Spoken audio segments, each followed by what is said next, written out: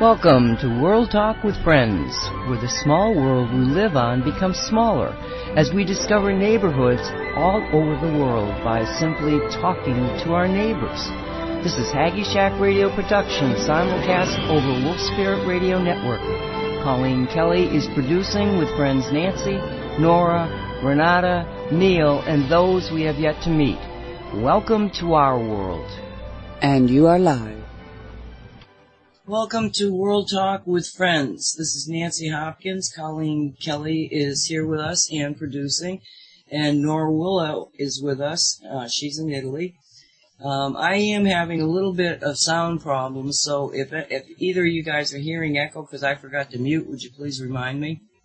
I also seem to have lost my keyboard because I can't seem to message you. So it's one of those days of live radio. And it is August 31st, 2016. You're listening to Haggy Shack Radio's production and simulcast over Wolf Spirit. We were down for a while and we got back up, but I don't think I'm really in the groove yet because I'm like, oh, I forgot to check about getting a guest on today. But interestingly enough, Nora and I got to talking, and a couple of things are happening. Last night when Stephanie Dietz was here with me, we were talking about just stuff, and 9/11 came up. Of course, it's going to be 15 years on this coming 9/11. And I had written a book, 9/11 Crusade, which is a fiction, but it's based on fact. So I'm thinking, okay, we should probably do something to talk about 9/11 because it is seeming to start trending. There's going to be shows, and, they're going to make a big deal out of it. I felt from really the moment that it started happening that this was a massive change in reality. I never questioned the fact that it was a black ops. Even when they started talking about the fact it was terrorist based and there was these Arabs on planes that had taken them over, all that stuff. That never once crossed my mind. It was like, oh, those bastards, they've gone and done this now? Why? Why is what we're going to talk about today. When you think in terms of 9/11, and I'm just going to pull this up because I do want to really give it to you the way it was, because it was a really good synopsis of what it was all about. All of a sudden, you got this Islamic terrorism. They're out to kill us. Oh my God, we're, under attack. Terrible things. And they're living in the desert, but that's okay because they seem to be able to fly planes and with such accuracy that they could actually put them in the middle of two towers. Amazing. Just amazing. None of that makes sense. From the get-go, none of that makes sense. But, it was presented to the American people, and the American people saw all this unfold in front of them with such terror. I mean, the images of just the smoke going down the streets was just, Armageddon kind of stuff. All people wanted to do, and I know this from having written the book, when people started reading the book, 9/11 Crusade, they were like, oh, yeah, it's a pretty good book. Yeah, I'm into it. And then all of a sudden they'd go silent. And finally I started asking people, well, did you finish the book? What's the story? And they were like, no. And I realized talking to people that the people that had paid attention to what was happening on that day would get to the point in the book where the attack was actually ongoing. And they would go into post-traumatic stress. They could not go through it again. So one of the reasons that I wrote the book as a fiction was because I would see this in people that I was talking to. All of a sudden, they'd get this weird look on their face, and they'd go, oh, my God, I got to get out of here. I don't want to hear this.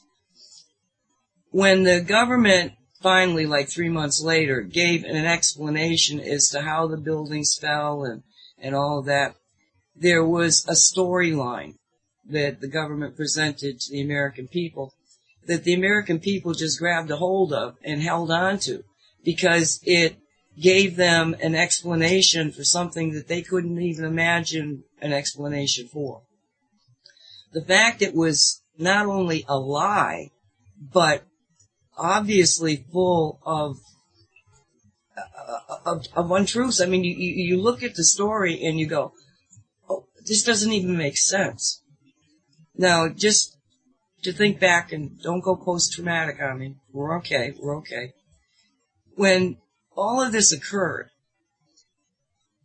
the buildings coming down like they did, it was so difficult because it didn't seem possible. It was like taking our ability to know what is real and destroying it right in front of us as these buildings, one after another, came down.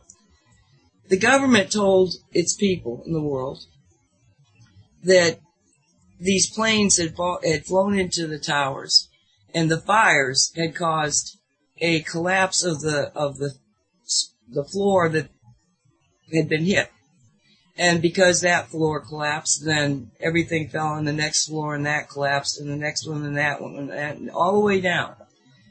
Well, let's just take the second tower that went down. You're talking about 78 floors that supposedly came down in this, what they called the pancaking effect.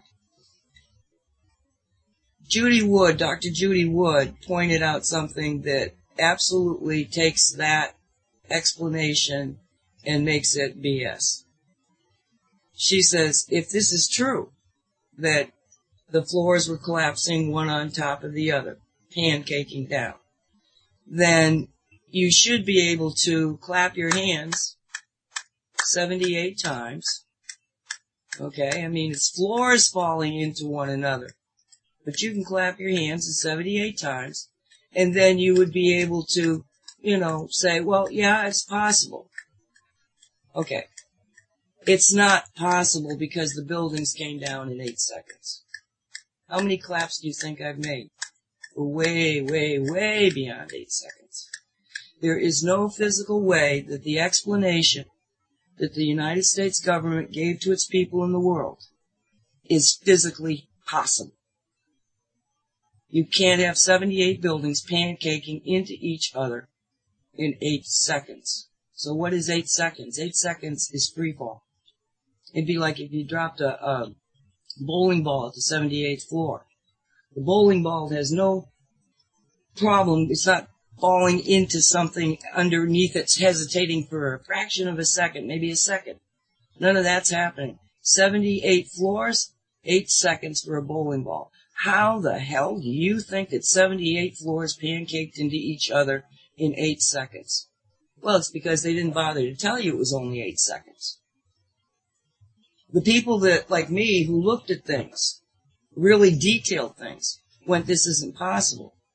And Judy Wood, she looked at the whole situation and came to a preposterous conclusion. When I first read it, I thought the woman was out of her mind. But the woman was so intent on what she knew. Now, what did she know? She was an architectural engineer. She knew buildings. She knew what she saw was not what they said had happened. It couldn't possibly be. She was a professor at the time all this was happening. And one of her graduate students that started working with her on this very subject, he went home and was out to dinner with his mother and his sister, and they came out of the restaurant, and somebody walked up to him and put a bullet in his head.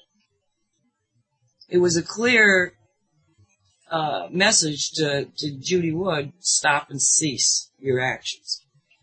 Instead, she went on a total offensive, and she took everything that she had already found and put it on the internet.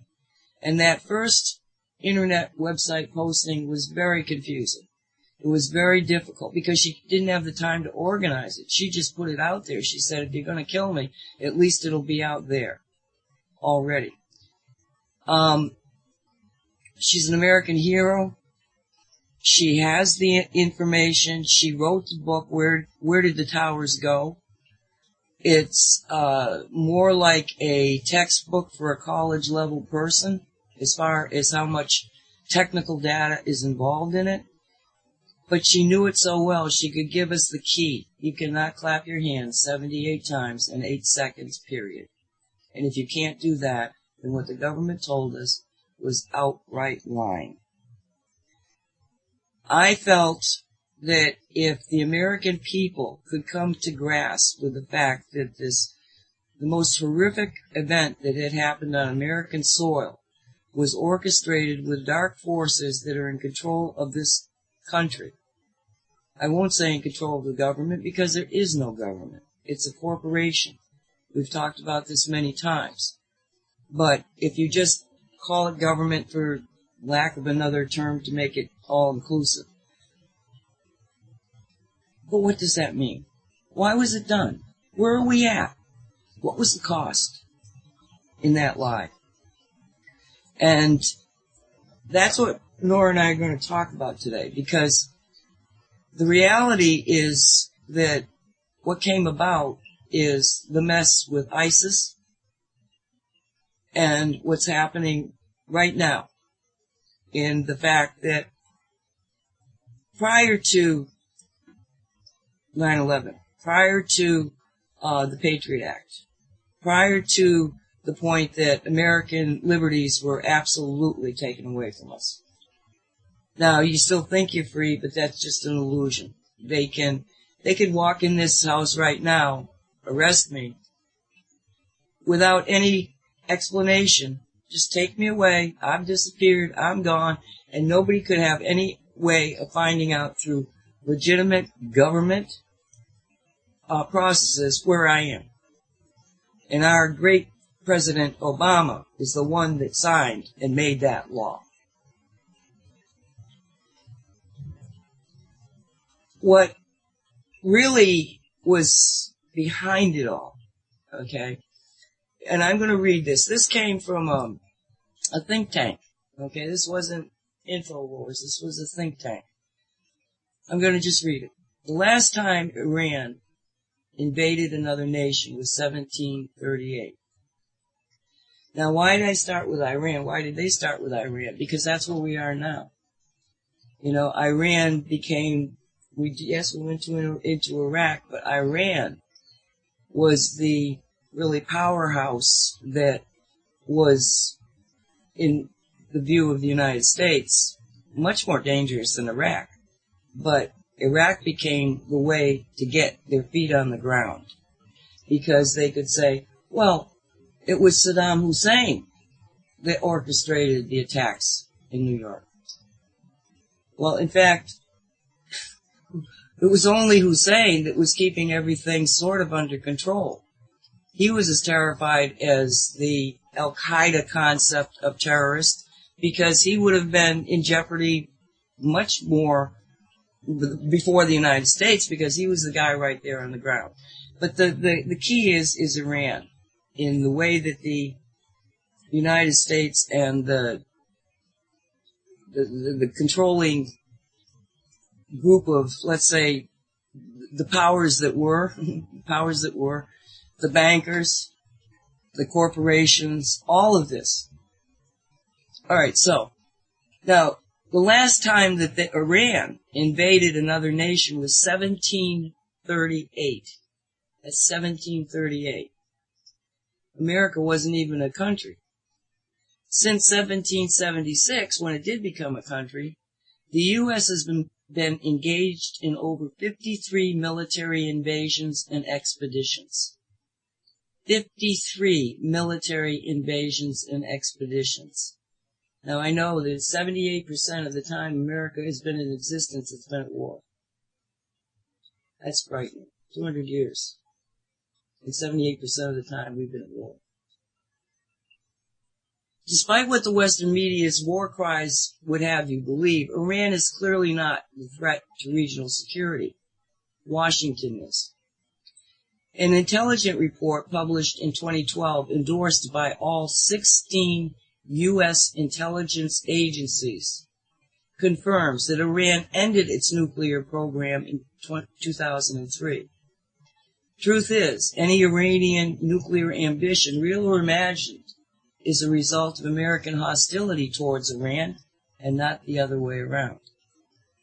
The so-called war on terror should be seen for what it really is, a pretext for maintaining a dangerously oversized U.S. military. The two most powerful groups in the U.S. foreign policy establishment are the Israeli lobby, which directs U.S. Middle East policy, and the military-industrial complex, which profits from the former group's actions. Since George W. Bush declared the war on terror in October of 2001, it has cost the American taxpayers approximately $6.6 trillion, that's with a T, trillion dollars, and thousands of fallen sons and daughters. But the wars have also raked in billions of dollars for Washington's military elite. In fact, more than 70 American companies and individuals have won up to $27 billion in contracts for work in post-war Iraq and Afghanistan over the last 3 years. According to a recent study by the Center of Public Integrity, according to the study, nearly 75% of those private companies had employees or board members who either served in or had close ties to the executive branch of the Republican and Democratic administrations, members of Congress, or the highest levels of the military. This is the stark reality. It's hard for anybody to accept that the treasure of the United States, and by treasure I mean the treasure of the hardworking American men, women who put their money into the IRS and the IRS funds. Okay? Nothing goes to the Vatican. But the money that is being generated is going to perpetuate an environment where war is required to run the economy. This is not right. This is sick. Now, I can tell you a story about John Kennedy saying to, in the summer before he was assassinated, saying to a group of people, he put them together, he said, you're all really smart, you got all the credentials, and you're in different fields. I want you to do a study, and I want you to tell me what will happen if there are no more wars. What will happen? Now, they never finished the report until a couple of years after John was killed, but their summation was, well, if we don't have war, everything is going to be awful. We have to have war to maintain society, economy, political stability. So war has taken on this a necessity. It's like a wild creature that is, you keep throwing it, pieces of meat to keep it outside of being in your country. Keep throwing stuff at it, and it keeps getting bigger and bigger, and it's a life of itself. And nobody can think beyond war, because war is where it's all at. We gotta have war. That's how we keep people in control. That's how we make our money. This is sick.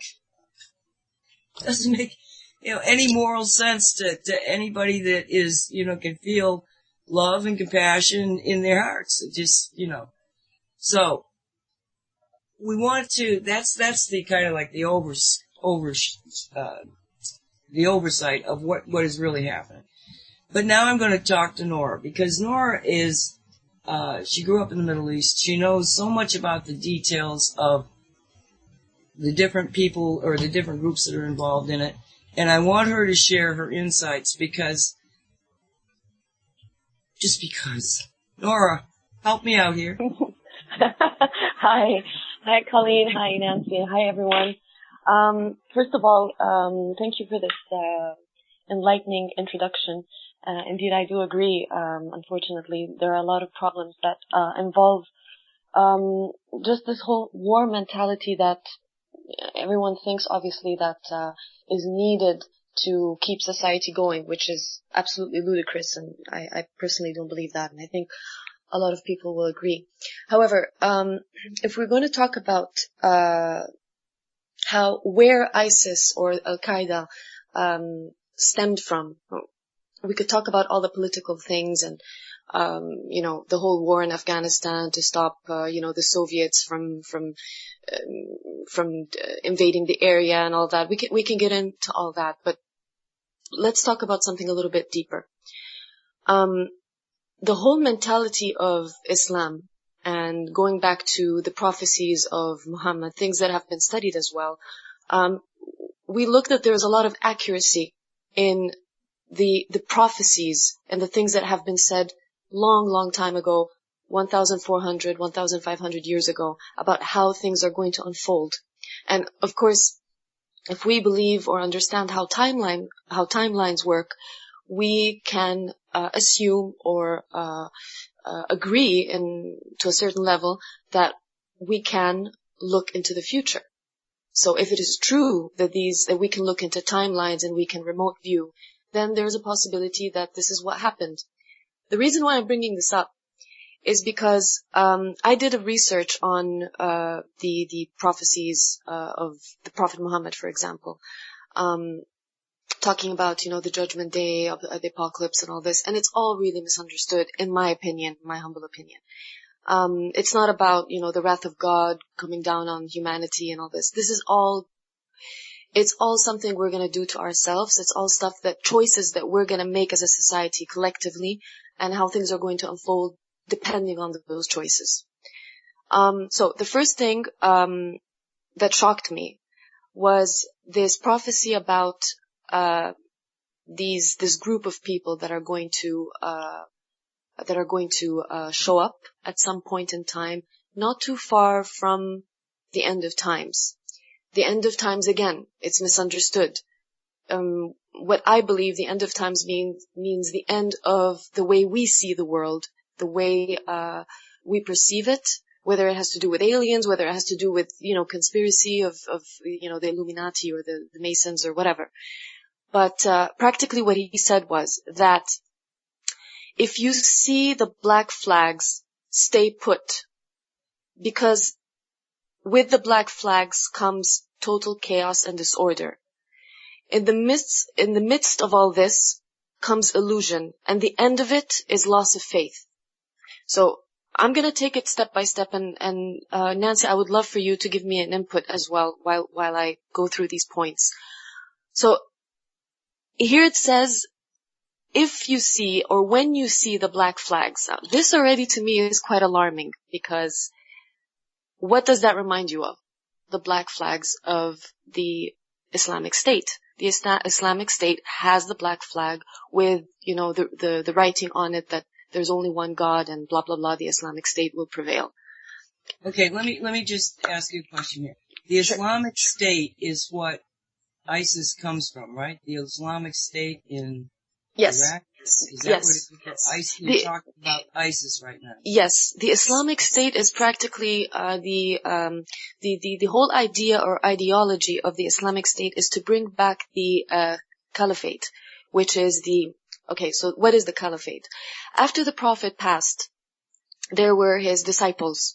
So you have, Abu Bakr, ironically Abu Bakr, his name is Abu Bakr as-Siddiq. Then you have Umar ibn al-Khattab. You have all these, Ali ibn Abi Talib, which he was actually the father of the Shia sect of Islam. So there are all these disciples, all these people. And practically they were the Khalifas of Islam. So they were kind of the ones who kept Islam going after the Prophet passed. So there was no such thing as the Caliphate when the Prophet was still alive. Everyone was working together, there was cooperation, there was no such thing as taxes. Everyone would give money, would put money and distribute it evenly. Again, this is history. We don't know if it's true or not, but I'm just telling you what I've learned. So after he passed away, the Caliphate started. And this is what ISIS wants to bring back. But it is completely distorted. Again, we can only talk about history depending on what we read and what we research. We don't really know whether these people or whether Prophet Muhammad or whether all these other disciples were actually psychos or they were really good people. We don't know. We don't know. I'm very objective. I'm not taking sides. But besides the fact if they were this way or that way, the way these guys are handling it or interpreting it is completely distorted. It's like reversed. So, do you have a thought on that, Nancy? Or does that answer your question? Okay, so what was it? How did they set it up?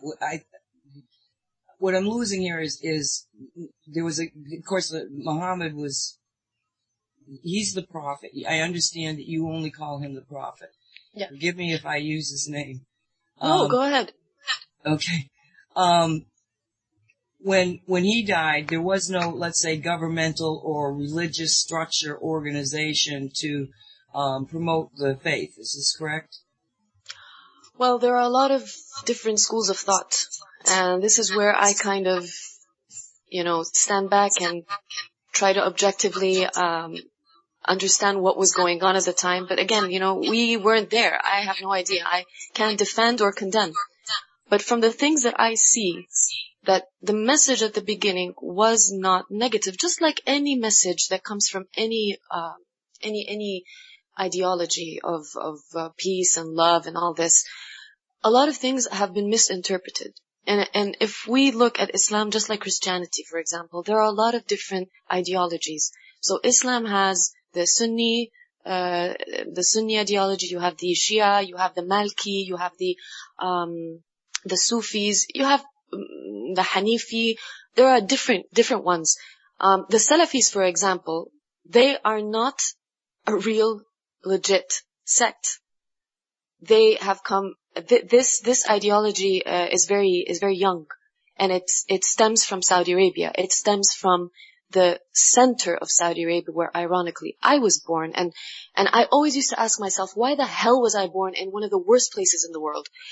The more I research and try to understand, I see it very clearly why I needed to be in that place, because now I have a very clear picture of a lot of things. So it's kind of a blessing in disguise in a way. Now, that area, there was this man that was born about, say 100, I'm not sure exactly, but about 100 and something years ago. His name was Muhammad ibn Abdul Wahhab. Al-Wahhab, I'm sure you've heard of him. The Wahhabis, this comes from Al-Wahhab. So the Wahhabis are the Salafists. It's the same thing. And it is one of the worst ideologies of Islam. It is extremely strict. Most other Islamic scholars from other countries such as Syria, Egypt, Iraq, the real scholars, they do not agree with this ideology whatsoever. And again, I'm being extremely objective. I'm just saying what I hear and the facts. This whole thing about covering women up, this does not exist. This was created by the center of Saudi Arabia. It is purely a traditional thing because this is important. We have to understand how all this started. And, in other countries, it was not like this. It was not like this. Well, you can say some women would maybe cover their hair, they would veil it, just like in Europe, maybe even in the States. I'm not sure how it was in the States a long time ago, but in Europe, women used to cover their hair, and then, slowly, they started to liberate themselves. It was more of a traditional thing. So women would cover up their hair, but the society was more balanced. There was not that, people respected each other. People were more simple. They were more like peasants. They were more, do you understand what I'm saying? There wasn't this hatred.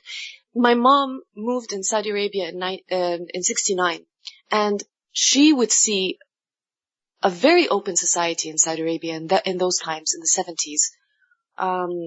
So women were free, like Western women especially, were free to wear whatever they want. You would have like music on TV in the government channels, which right now are completely not allowed since the Gulf War. Things have changed.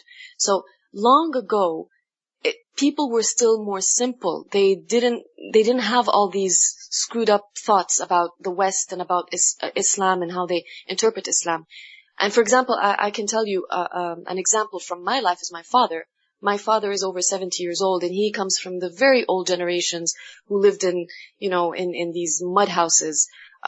He is a very simple, beautiful human being. He does not have this twisted mentality. He's very simple. He doesn't question things. He's just very relaxed about stuff and not judgmental. So yeah. But again, the whole Wahhabi Salafi thing started in the center of Saudi Arabia. Now, long ago, when the disciples of the Prophet asked him about where Islam should be, where Islam should go, and who are the people that we should talk to, and they started talking about different areas, neighboring areas, and then when they brought up the center of Saudi Arabia at the time, of course, it was the Arabian Peninsula. There was no such thing as Saudi Arabia, and he said that is one area where the horns of the devil exist. That is an area that will be damned, and no light is going to enter it, whether it's Islam or anything else. That was his statement. And this was 1,300 years before, the Salafi ideology started. Okay, that's really interesting. It is. So because the basic concept of Islam is not, everything that I've seen, is not, this warring hatred. It's like Christianity. Jesus was talking about peace and the community of humanity and, all the good things that we like to hear. And then all of a sudden people go out and kill in the name of Christ. What the heck is that about? Yeah. It's the same sort of thing, that the religion itself began to be taken over by people who were using it to manipulate the masses for their own, reasons. Control. It goes always back to control and power. Is that basically what the same general movement was within the Islamic religion? Absolutely. I couldn't agree more. Because if we think about, ironically, the center of Saudi Arabia is a very powerful area in the Middle East. Saudi Arabia is extremely powerful in the sense of, political, economical, all that. And if Saudi Arabia is destabilized, then the whole Middle East will be extremely destabilized, it is already. But if that happens, then that's going to be a big catastrophe. However, the center, which is Riyadh, is the capital. And that's actually where as he said, the Prophet said, Muhammad said, the horns of the devil are. So this is a metaphor, because it seems like from what he said, he knew or he foresaw that this branch of satanic, because this is satanic. This has nothing to do with the Creator. And it doesn't matter what religion it is. These are all labels. At the end of the day, the message is one. It's love and forgiveness and being kind to one another and all that. So we humans just love to label stuff. Because if we don't label, then we're not comfortable. We need to feel like we have this sense of knowing everything, which is sad. It's ridiculous because you don't need to know everything. However, I digress. The reason why Islam has changed so drastically all over the world in this way is because, and I'm going to say this very clearly, because it has started in a very, very powerful center that had the power to influence the other neighboring areas of the Arabic world. So you have, oh my God, Egypt. I don't know if you are aware of it, Nancy, but Egypt in the 60s was, oh my goodness, women would wear mini skirts, and not just that. It was so sophisticated, it was like Paris. If you even see the movies, the black and white movies, it's just like Hollywood movies in the 60s and the 50s. Beautiful looking people, so sophisticated, the houses, the acting, everything was, you should check it out. There was so much sophistication. There was so much, what's the word? It's not coming to me, but just, it was sophisticated. And if you look at it now, it's horrible. It has turned upside down 360 degrees. You can't even, you can't even recognize the country anymore. Everyone has burqa, not even the veil, but burqa. And all these men with these long beards. And this is all the influence from Saudi Arabia, because many Egyptians, and you know there are so many Egyptians, I mean, just the population is huge. They came to Saudi Arabia since the 60s and since the 70s, sorry. And they lived there for many years, even 30 to 40 years. And there are a lot of people that are still living there. They've been influenced by this mentality. When they went back to their country, and they were in many, they completely changed the way society was. Okay, now let me ask you this. All right, because and I'm talking from what I know as a fairly learned American. Okay, so what you always enlighten me, because it's like, no, that's not the way I thought it was.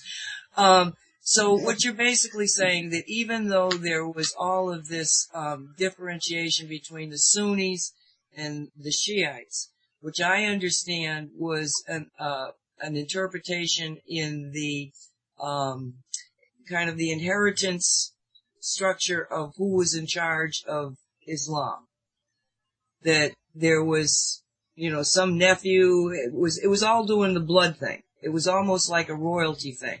Yeah. That's what I'm presented with, that it was not a question of religion, one guy saying one thing and one guy saying the other. It was really based on the concept of who's in control. Am I correct on that? Well, from what I understand, if you're talking about the Shia and wait, I'm not sure I understood your question. Are you asking how the Shia came about, or are you talking about the conflict between Sunnah and Shia? Why is there a conflict? Well, because, okay, from an American's point of view, all right, that you've got Islam and you got the Prophet. And then when the Prophet died, there was a dispute as to who was in charge, that was running mostly with the concept of a bloodline. The Caliphate. Yeah. Is that right? Yes. Okay. Yes. And that as these two factions continued to vie for power within Islam, they also began to develop a certain way of looking at the religion itself that started differentiating them. Yes.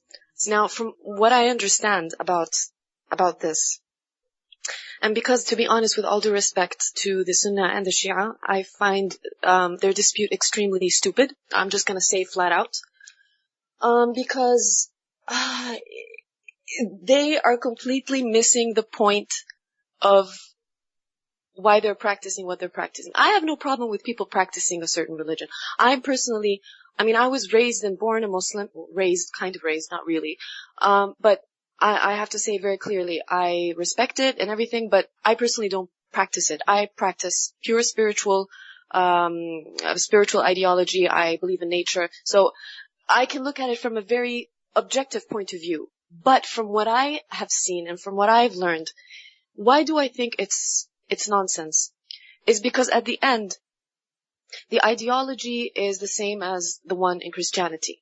The reason why there are all these disputes is exactly what you said. It's about power. So what does this tell you about people? It tells you that they're not focusing on the message. They're focusing on who's right, who's wrong. So it starts from the beginning. It starts with they started on the wrong, on the wrong foot or on the wrong page, or I don't know how to say it. It all started in a way that was already not right. So these disputes are just mundane things that have to do with the ego. And it's all about power. Because from what I know, Ali ibn Abi Talib, the big guy of the Shia. He was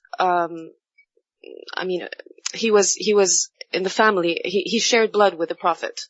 And I think what happened once, that there were these, the ones who wanted to kill the Prophet, he kind of saved him or something. And I don't remember exactly the story. So he showed bravery. So they believe that he should have been the one to be the first Khalifa, for the Caliphate. And instead, it's said that, Abu Bakr kind of took his place. for I don't know what reason. Was it corruption? Was it whatever it is? I don't know. So the Sunnah went with Abu Bakr, and the Shia went with Ali.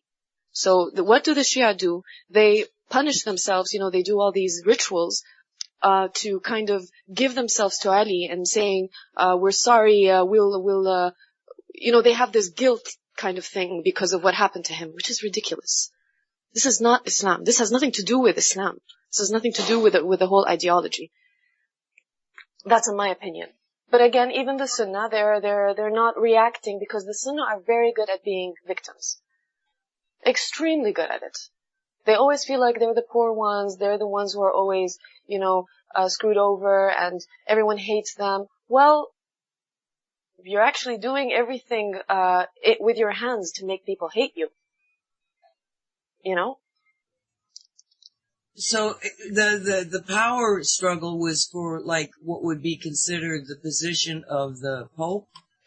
It was the leadership of the religion. Okay, so again, we have a situation where the average person who hears the message of the prophet and then follows the message of the prophet is like collateral, just stuff to a power struggle just to control the people and then the religion.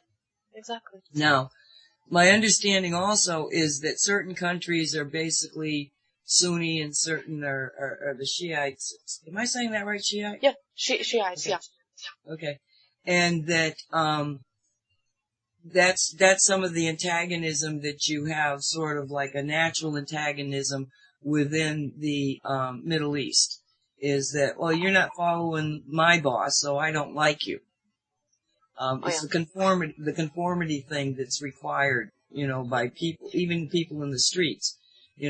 I'm only going to be worth something if my belief system is the right one.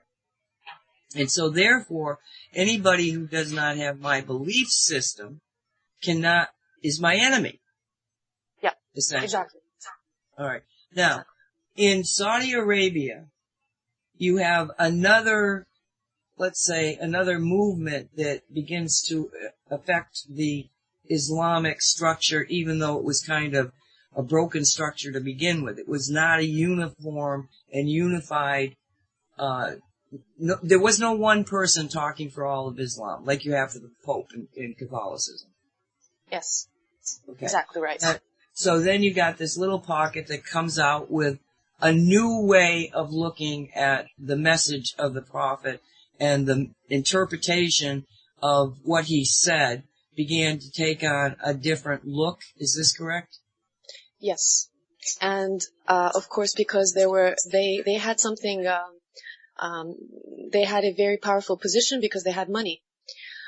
You see, there are a lot of facets to this story because I spoke to, some people, that come from Mecca, for example, and Medina, the two holy cities of Saudi Arabia or the Arabian Peninsula. And these people are from I don't know how to say it in English, but they're called Ashraf, which means practically the custodians of of Mecca and Medina, the people who were actually supposed to take care and protect these two holy places, because there's a lot of importance regarding Islam to all this. And of course they had Mecca, they had the Kaaba, they had also a lot of they had a lot of gold as well, and they were important families. So what happened when King Abdulaziz came, the first king of Saudi Arabia, who it seems was a bit of a rebel, he practically said, okay, let's unify this country, and let's all be one country, and they did treaties and things like that, and practically they, out of their generosity, gave him gifts. So they gave him gold, they gave him a lot of things. Okay, let me stop you 1 second and back you up here. Okay, so the people that were in charge of Mecca were the what do they call it? The cube? The Kaaba. Yeah. Say that again? Kaaba. Kaaba. Well, in Arabic it's a little different, but this is how you can pronounce it in English. Okay. I call it the cube because the building looks like a cube. It does. It's a big old black building that's in the middle of this square, and the you have to do, there's the pilgrimage required of everybody in Islam to go there once in their lifetime? Yeah, if it's possible, if they can. If it's possible. Yeah. And so these people, that were in charge of this area were like an independent faction all unto themselves. That they weren't tied to either the Sunnis or the Shiites. They were like... No, they were Sunnis.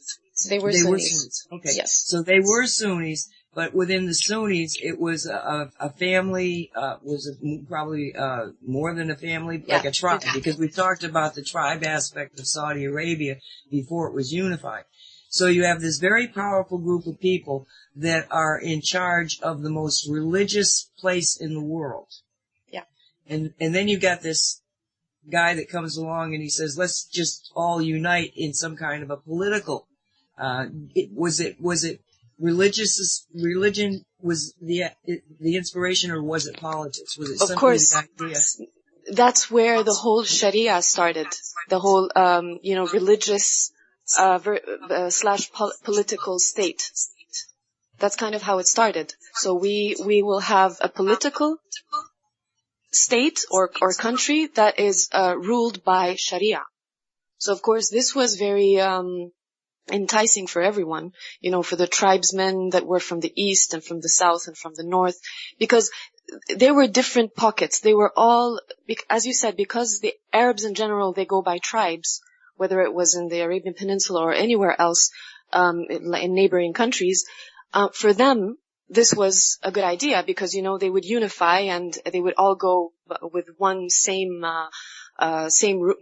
ruling, but at the same time, each one would have their own responsibilities. That's why usually the people, like ministers and people in big positions, are all people from tribes. They're all people from tribes. They're like these big families, from wherever side of the country. It doesn't matter. So that's kind of how it happened. But then, okay, so we got these tribes. Now, the tribes, did each one of them have a different religious perspective, or was there a certain uniformed message in them all? Well, that's a good question because I'm not sure exactly how it was at the time. I mean, about 100 and something years ago. But I think people were a little bit more relaxed when it came to religion. They were not that, again, this is just me kind of speculating a little bit and from what I remember hearing, but I can't really, say for sure. But definitely the tribes of the center were definitely more closed up. The tribes from the north were a little bit more open because there was a lot of commerce as well with, the Syria and Jordan and, there were Bedouins and Bedouins usually are, if you meet Bedouins actually, you'll see that they're depending on which areas you're talking about, but usually they're very, humble and they're very generous and they're very welcoming. They're actually not scary people. They're very nice people. So I think that in general, because there was this whole community, mentality, people were more relaxed. They didn't have all these, think about the people that live in tribes and forests and, like the indigenous people. Of course, some of them may have weird, customs, but just in general, there isn't all this, because they only know each other. So there isn't all this kind of hatred and in comparison with other people. So my speculation is that they were a little bit more simple when it came to this.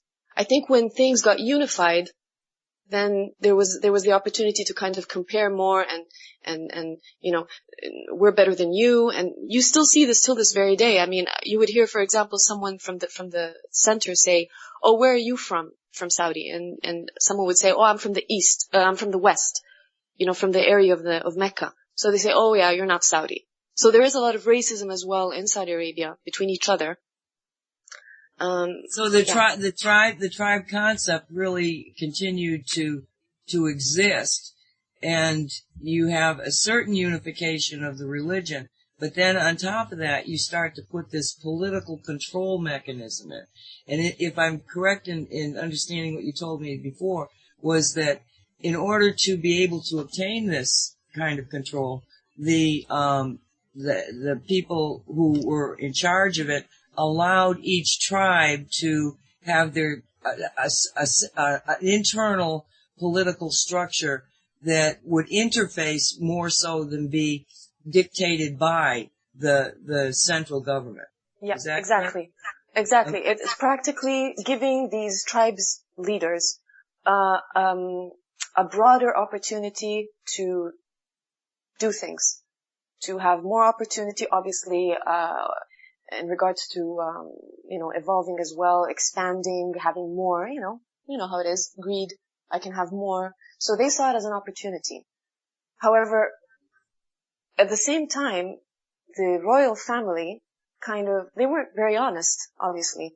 So they took over, especially with these families from the West, where, the ones who were taking care of the Kaaba and Medina and everything, they took over all of this. And when the Wahhabism started, it was like a virus that spread throughout all Saudi Arabia, all the Arabian Peninsula, and slowly started spreading all around the other neighboring countries as well. Even though there's a lot of resistance, but still you can see it. Like Syria, for example, and I saw a documentary and I was crying because I was so touched by it. In Syria, there are churches or sanctuaries where people go and pray, where Muslims, Jews, and Christians go pray together in this same place. And the harmony that there was between these, this documentary is legit. These are real people and they were talking in Arabic as well, so, you can even see how authentic it is. I think it was a BBC documentary or something, I'm not sure. But I was like, wow, and that's real. That exists. In Lebanon was the same thing. So all these problems that are happening between the Shia and the Sunni, for example, in Lebanon, this is all destabilization. This is political. This has nothing to do with religion. Because people are sheep, unfortunately. You just trigger them and they react. They don't think because they're not objective. Everything goes with emotions. Their reptilian brain starts working. They don't just sit there and think about it and try not to react immediately. And because obviously politicians know how mass psychology works, they know how to instigate these weak points in the human collective. So as different as we are the same people. We are at the top of the hour. We're going to take a little bit of a break, please, Colleen. And, Colleen, to jump in here if you you want any questions asked or, because. Oh, yeah. I'm a history buff. I've got a degree in history, people. I'm sorry. This is what this show is about. We talk history so that we can understand the world a little better. We'll be right back. Hope to stay with us. Colleen, it's yours. Alrighty, I have War by Bruce Springsteen. We'll be back in about 5 minutes. And we are back. Okay, that was a good choice of song. Don't know much more than that to say about it. Colleen, what do you got any thoughts about what we're talking about? Well, I'm not sure that I understand it all. Well, actually, I am sure I don't understand it all. But there's an awful lot about this whole war game for profit that I don't understand. The lack of... Can't blame you. Say what? Can't blame you. Well, the lack of consciousness and conscience. The insanity of it all is just something that is so beyond me. It's heartbreaking to know that there are people who think war is a good thing, and especially to line their pockets with, to help our economy with. The implications and ramifications of what that does to everyone, even on a soul level, and especially on a soul level, is staggering. And that's about all I can say right now, because I'm tearing up. Well, that is the problem, is that from an individual standpoint, we can't really understand it. It's so foreign to us. And so when when we get on and we say, well, the CIA is responsible for not only ISIS, but Al-Qaeda itself, it goes so contrary to what is naturally a human quality, that our minds can't get around it. You must be telling me a lie because I can't even understand what you're saying. How could this be possible? That's the reaction you get. And yet, unfortunately, that's where we're at. We have to decide that human beings really are capable of this really sick way of thinking. Now the question is how do we explain it to ourselves? How did we get here? Let's step back and take a look at it like we're doing. And when you get to that point, then you see stupidity. This is not a good idea. Why have we been doing this? And it's because there's something in a human being, in certain human beings, that they can justify killing people for any reason. And their reasons are never good. I mean, they lied about 9/11, and how many hundreds of thousands, maybe probably millions of people have died because they lied about it. And they got the Americans to be fearful. They know how to manipulate. And I'm with you, Colleen. It just goes so contrary to what we feel is what human beings really are. And I'm sure that Nora will say the same thing. But I think it's important to look at this stuff, to be able to realize that the Islamic people were taken in just like we were, in many ways. That something in the human being allows for this to happen, and something in the human being allows it to be believed. And then you got people like us that are going, are you people crazy? How do we go about making our voice the dominant voice? So to get there, we kind of have to understand how we got there, how we got where we're at now. I think it's fear. It seems always to be fear.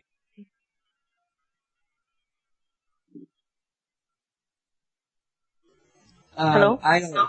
Yeah, I'm here. I thought I lost you. Mm-hmm. No, I'm muting because I've got this echo thing happening, that we will fix sooner or later. Okay, so when we left, we had,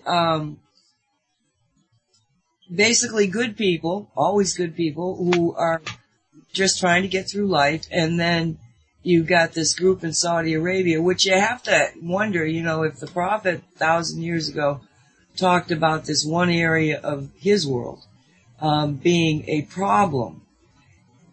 Is there any indication that you found that this was more than, because I mean, you've got the oil there, right? I mean, this is the center of Saudi Arabia is where the oil is. Am I wrong on that? Yeah. No, that's right. All right. So you've got the oil problem. And of course, if you study just what oil has done to Mother Earth and done to our whole economy and social societies, it really is a terrible, terrible thing. So you've got the oil there, and then out of the same area that this oil, which would, when this all was happening, really was only beginning to become part of the equation. So it's an energy thing. You got the oil, you got this new group that decides, maybe we should do this, maybe we should think of it this way, and then have such a persuasive ability to start to work with the tribes in Saudi Arabia so that they are, and it might be a business contract, you know, hey, tribe A, if you come with tribe B and C and us, tribe D, then maybe we can be more powerful. We can come together and be more powerful. So right from the get-go, you've got this concept of power being the requirement.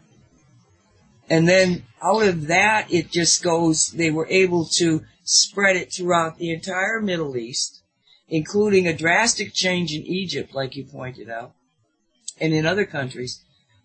And yet, on the ground floor in Syria, they tell you about buildings where all sorts of religions come and together they honor and cherish their own God, which they probably realize if they're coming together like that is the same God. I mean, I have to assume that you at least, address the concept that maybe it's the same God, we're just talking in different ways to him or her. And so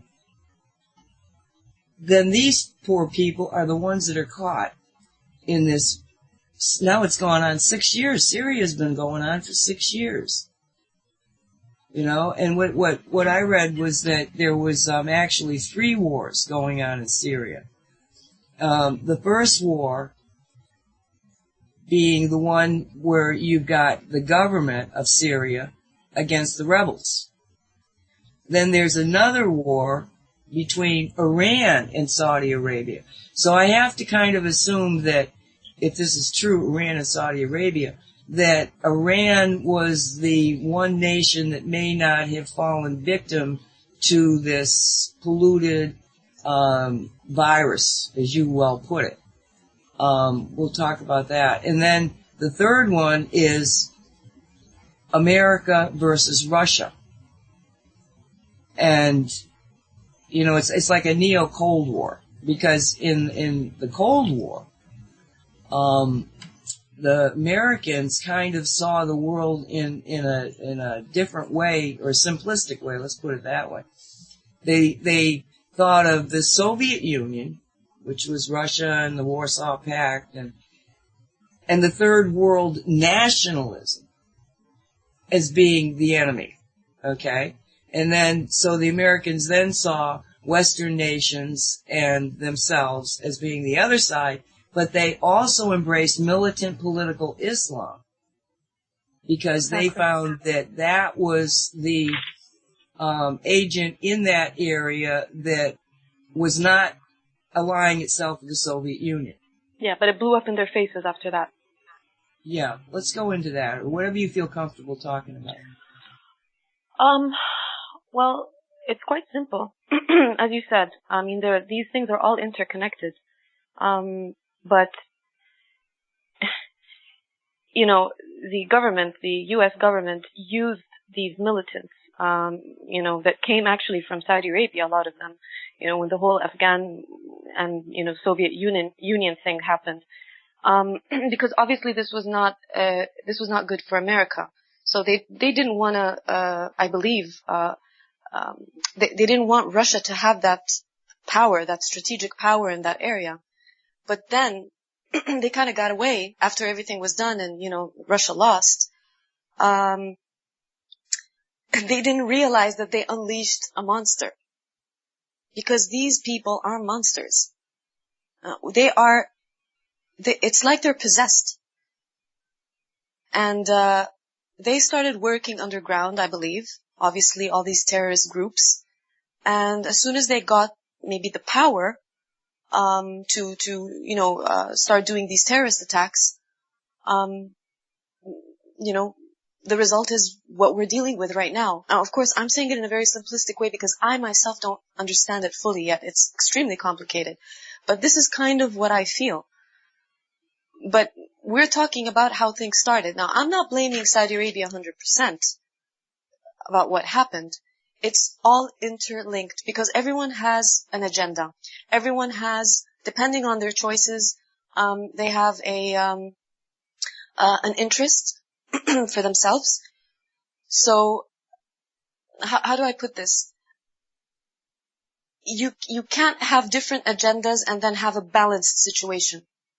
Things are just, chaos is gonna happen. So, yeah, I mean, I don't know. This is how I confuse myself. Yeah, the reason that I was pointing to the oil connection to the center of this newfound thought concept, okay, is because I am a metaphysician and because I do believe in energies. Mm-hmm. I don't know that I don't know enough about the subject to say, oh yeah, and then they went in there in the center of Saudi Arabia and they brainwashed this guy, and this guy started up and created this new concept of Islam that then went through like a virus, screwing up all the other ones. And then I don't know that there was a conspiracy to that degree. I don't believe so either. No. I don't think so. No, I'm talking more about what happened later on. But what happened let me just finish this for a second. Oh yeah. Because where I'm going to is that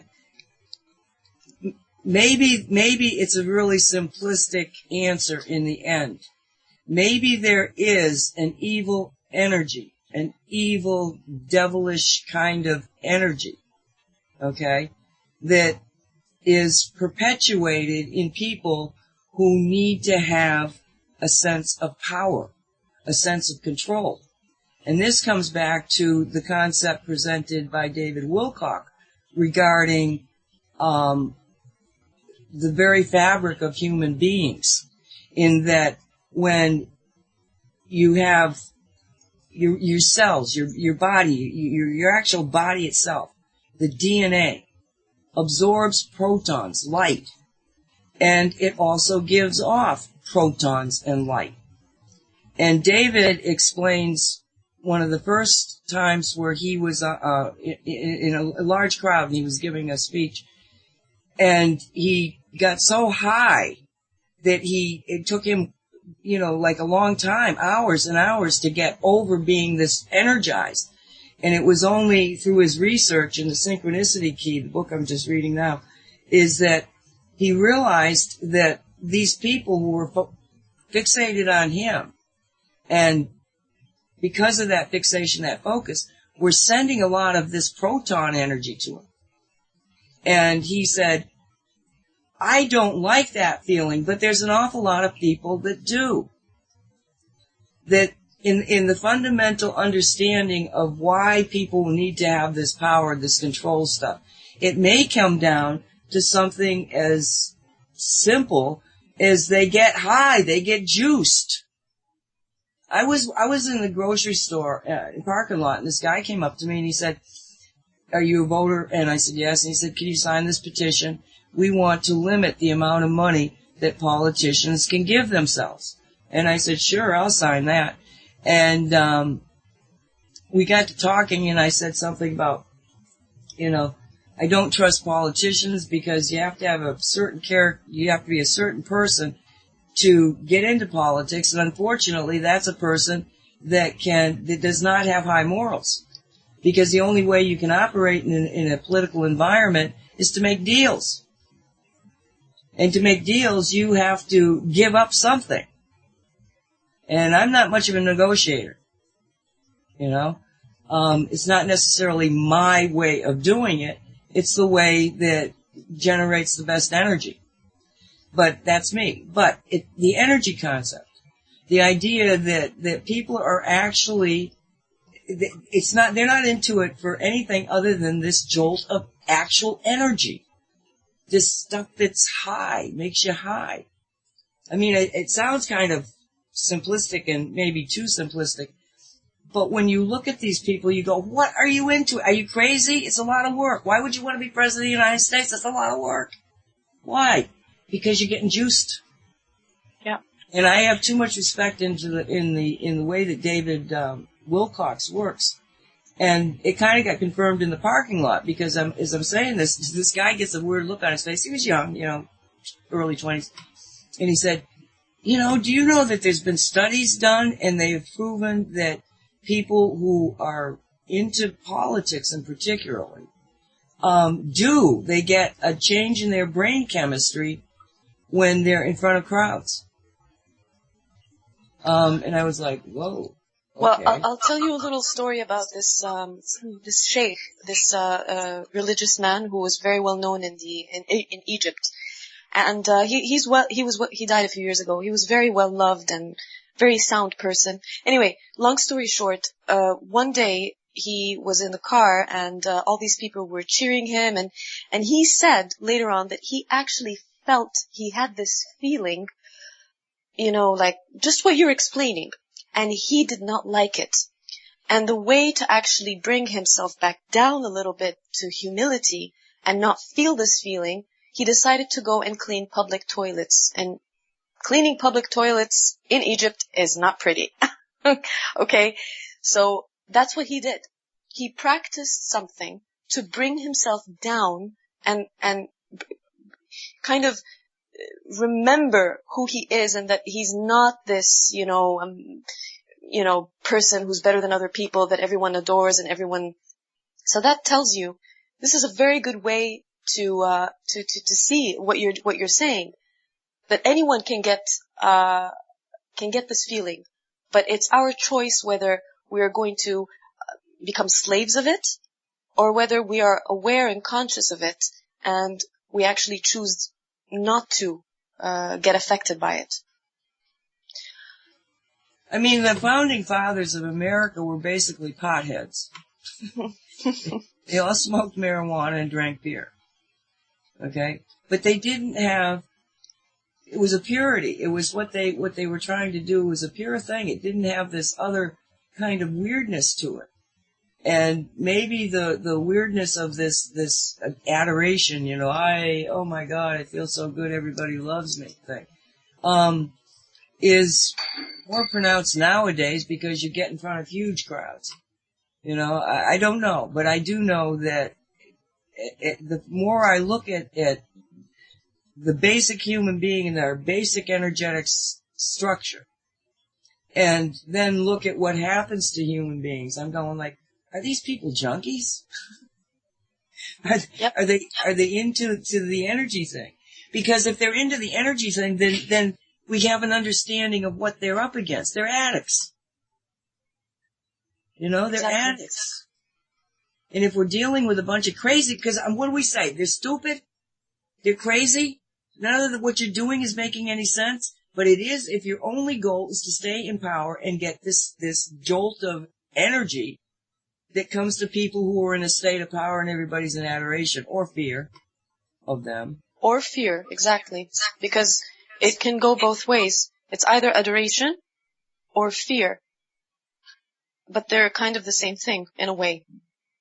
You just interpret it, or you deal with it in a different way.